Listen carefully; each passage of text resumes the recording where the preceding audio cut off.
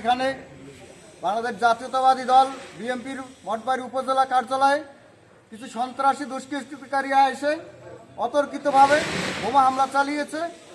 যে বোমা হামলা এই মঠবাড়িয়ার মাটিতে এখন পর্যন্ত ঘটে নাই। বাংলাদেশ 5 আগস্টের পরে এই সন্ত্রাসীদের উৎখাত এই মঠবাড়িয়ার মানুষ, মঠবাড়িয়ার জনগণ মেনে নেবে না। এমনকি বিএনপির একটা দলীয় কার্যালয় বোমা হামলা, এগুলো তীব্র নিন্দা ও প্রতিবাদ জানাই। আমরা প্রশাসনের দৃষ্টি আকর্ষণ করেছি যে প্রশাসন সঠিক তদন্তের মাধ্যমে দুষ্কৃতিকারীদের গ্রেপ্তার করে এবং বিচারে আওতায় এনে তাদেরকে এমন শাস্তি দেওয়া হোক যেন এই মঠবাড়িয়ায় আর কোনোদিন কোনোখানে কোনো বোমা হামলার জন্য সাহস তারা না পায়। আমরা ছাত্রদল যুবদলের নেতৃবৃন্দ অফিসে ছিলাম, দলীয় কার্যক্রম নিয়ে ব্যস্ত ছিলাম। এর মধ্যে হঠাৎ করে দেখি 2টি ককটেল বিস্ফোরণ ঘটানো হয়েছে আমাদের অফিসের সামনে। তাৎক্ষণিক আমরা প্রশাসনকে খবর দিয়েছি, তারা এসে সব কিছু দেখে গেছে এবং আমরা তাদের কাছে অভিযোগ দায়ের করেছি।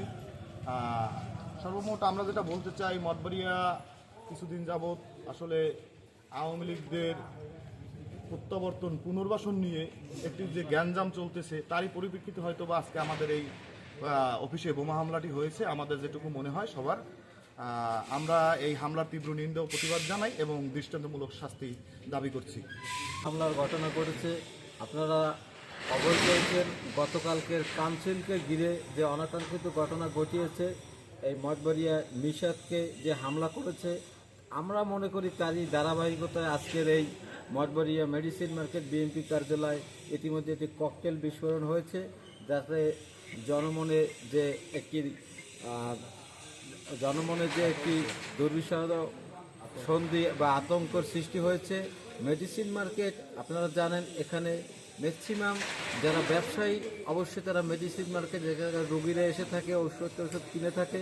কিন্তু এখানে আজকের এই বোমা হামলা এই মঠবাড়িয়া এই মেডিসিন মার্কেট বিএনপি কার্যালয় সংলগ্ন, এটা আসলে কোনোভাবেই বোধগম্য ছিল না। ইতিমধ্যে 5ই আগস্টের পরে আওয়ামী লীগ নামধারী কিছু আপনারা দেখেছেন যারা এই মঠবাড়িয়ায় কাউন্সিলকে ঘিরে